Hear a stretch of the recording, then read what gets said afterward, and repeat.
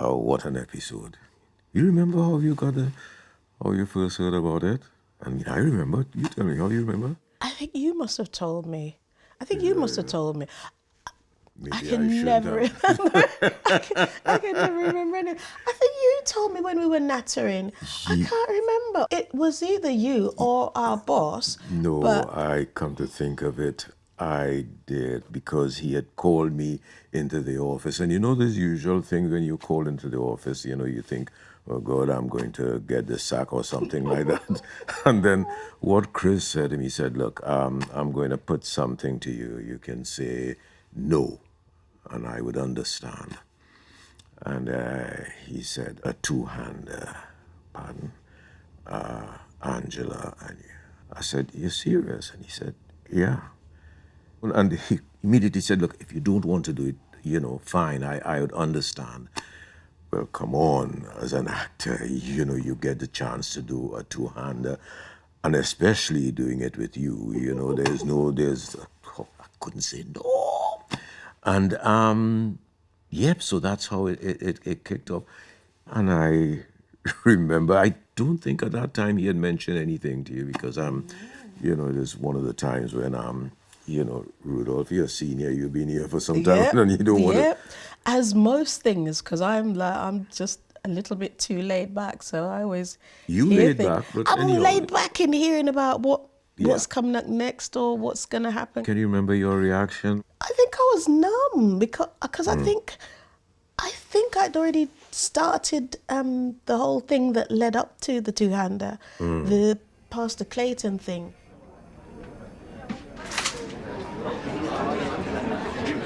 Pastor? Am I dawdling? We got plenty of time.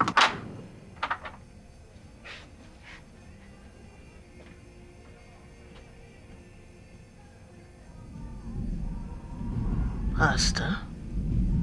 So I was still embroiled in all of that and like exhausted and all these lines to learn. And then it was like, oh, and then that's going to come to some kind of head. And then it's going to be like, whew. And then I heard we were going to do this. And I was like, okay, how am I going to do that then? How am I going to learn all these lines?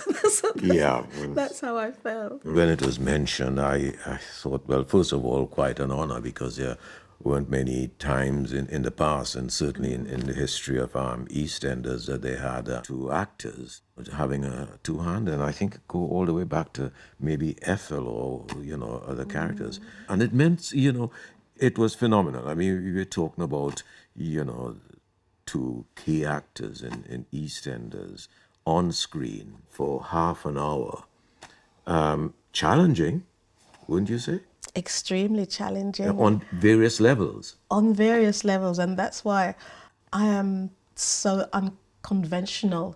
I don't think about it, and I didn't think about it too much. Otherwise, I would be like really, really scared. When I get too scared, I just get blank, and I knew that I had to stay alive and engaged, keep my mind out of fear, to go into it, especially after coming out of the other bit, whereas my body almost felt like as if, oh, it's time to just kind of just have a little breather. But to know that I had to keep that tension and that intensity to go into our two-hander to sort of open it all out. I had to keep myself very slow breathing and calm.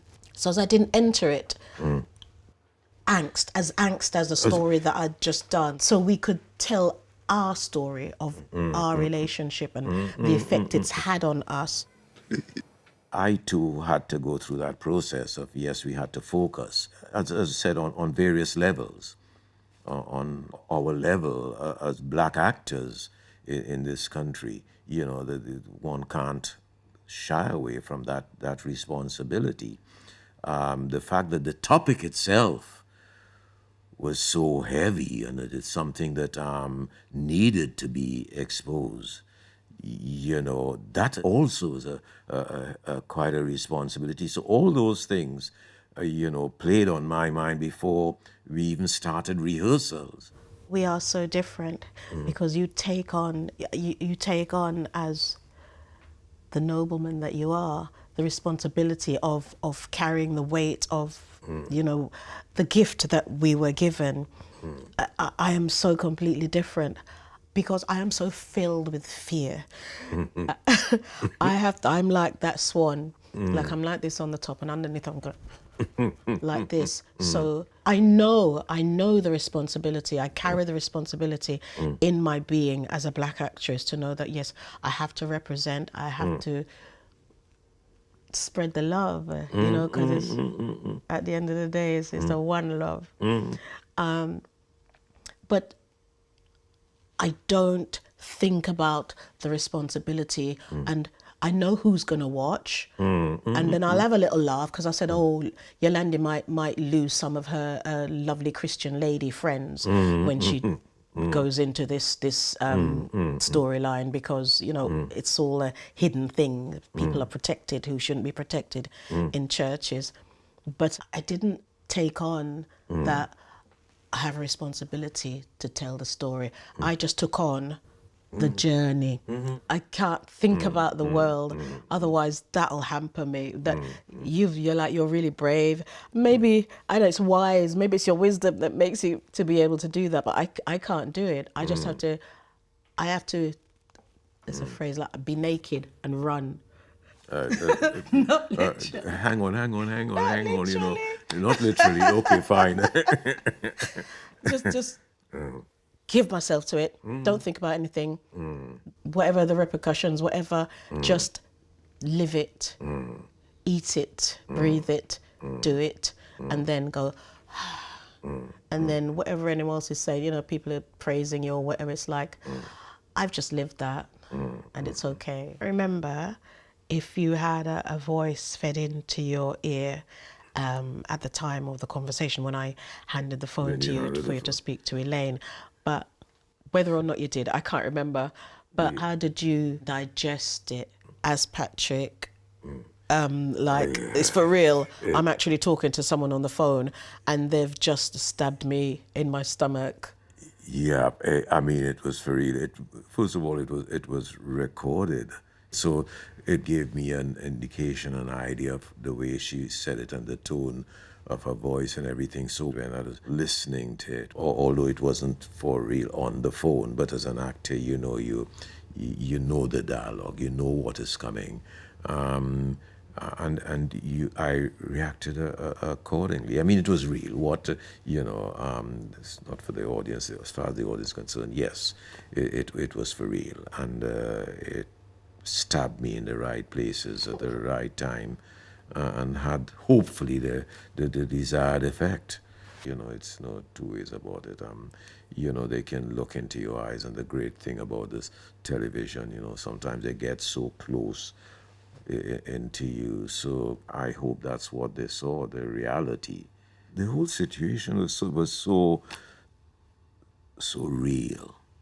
For me, that moment of not being able to tell you the character, she just felt ashamed and small.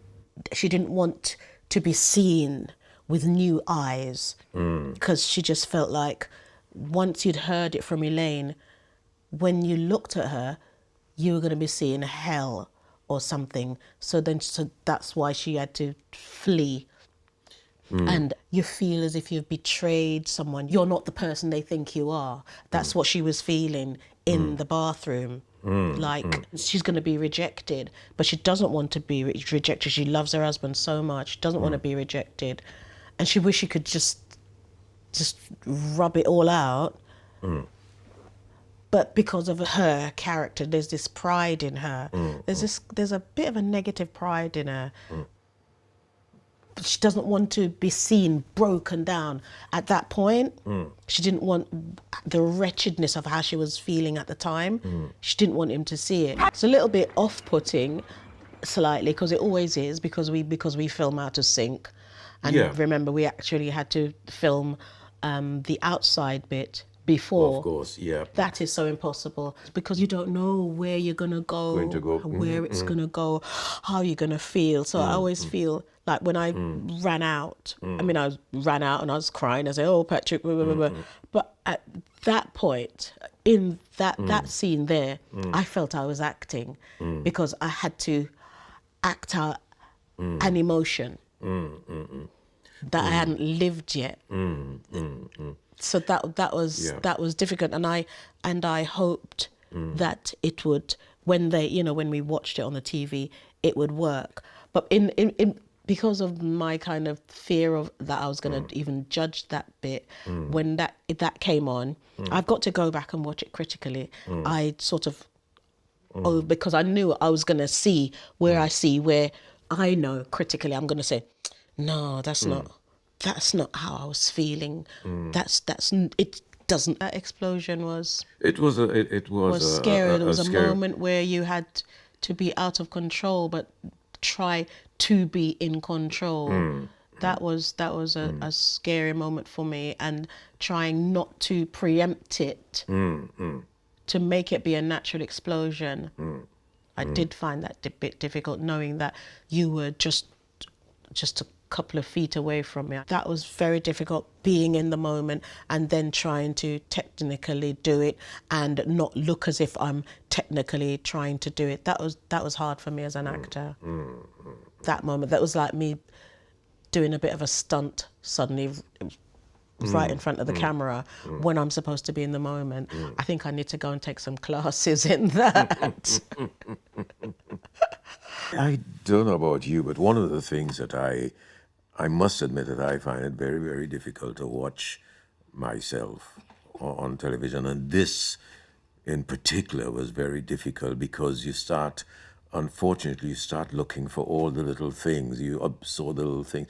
Man, I could have done it that way. I could have invested in that feedback, and so it becomes an agonizing viewing for me, and it would take several weeks and several viewings and to really relax and enjoy it as a general public, and especially something like that had so I'm much. like that in general, but with that, I actually did watch, and I have seen that episode. A lot of it I still haven't seen because I've got to get to see it, because you go in, you start cooking, and the show's finished. The night it came on, I was actually at home with my 14-year-old granddaughter, and we sat on the bed together and watched it. And I was so tired that that was the first time I think I've ever watched something that I had so much engagement with, and I could just turn off the critic.